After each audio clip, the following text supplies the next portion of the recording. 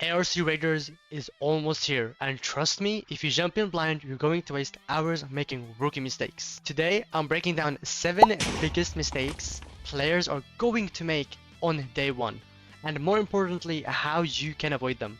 Alright, let's get into this. The first mistake is dumping your resources into bad guns. Day 1, you'll be tempted to grab whatever looks flashy, slap upgrades on it, and hope it carries you. But weapons like Bobcat or even a level 1 Rattler absolute resource sinks. Players in Tech Test 2 said even with attachments and even extended mag, the Bobcat felt like a pea shooter. You need nearly a full mag to drop someone with heavy shields. That's a huge waste when you could be pumping those upgrade mats into Torrent, Renegade, or even Volcano. So don't upgrade everything you touch. Test it, feel it out, but have some upgrades for weapons that actually scale. We're gonna get into some weapons that actually scale later on to the video as well. Now keep in mind, everything said is pre-launch. I'm pretty sure they're looking to buff and nerf some weapons, and we will also get into some weapons that will get nerfed during launch later. Alright, on to the second mistake, sleeping on attachments. In Arc Raiders, raw gun damage isn't the full story. Shields reduce incoming damage, which means you need to maximize DPS output, not just base stats. Attachments are how you do it. A Stitcher without mods is mid-tier at best, but throw on a grip and fire rate mods, suddenly it competes with top weapons. Same with Rattler. Players hated it at base level, but with a bigger mag it went from trash tier to actually fun to use. So if you upgrade the Rattler from level 1 to 4, it actually becomes a really good weapon for not that much resources of waste. So remember, attachments can flip a gun from useless to insane. Always check what mods you have before trashing a weapon. Mistake number 3, thinking shields are just extra health. Shields in Arc Raiders don't give you bonus HP, they give you damage reduction.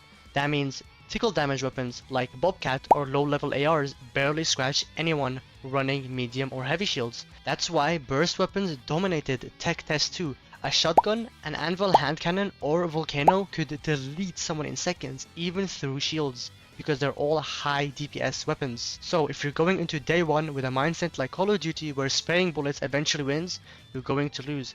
In Arc, burst beats ship every time. Fourth mistake, throwing away weapons that start slow but scale insanely. The Rattler is the perfect example. Everyone hated it at level 1, but level 4, people discovered it got a 30 round mag, way faster fire rate, and suddenly it felt like a whole new gun. Same with the Stitcher, players called it slept on, but once you mod it, it's basically a better Bobcat. So don't just ditch a weapon after 5 minutes. Some guns are designed to be weak early, but very strong later when you upgrade them. So use the upgrade system smartly, and you might find sleeper picks others are sleeping on. Alright, mistake number 5. And this one's big. Tunnel visioning the meta. In Tech Test 2, everyone and their grandma was running Torrent plus Anvil, and yeah, it was broken. People were winning fights against heavy shield users without breaking a sweat. But here's the kicker. The devs already confirmed nerfs for both Torrent and Anvil. So if you lock yourself into chasing those two guns on launch day, you will get blindsided. Instead, use day 1 to experiment, try the Renegade for mid-range, or Volcano for CQC. That way, when the inevitable balance patch hits, you're already ahead of the curve while everyone else is scrambling. Sixth mistake, ignoring range matchups. This game punishes you hard if you bring the wrong tool to a fight. Toro or Volcano shotguns, godlike up close, but useless the second you're caught in the open. On the flip side, a Jupiter Sniper is devastating long range, but you're dead if someone closes the gap. The test showed that too many players were trying to force close range fights with mid-range rifles, or vice versa.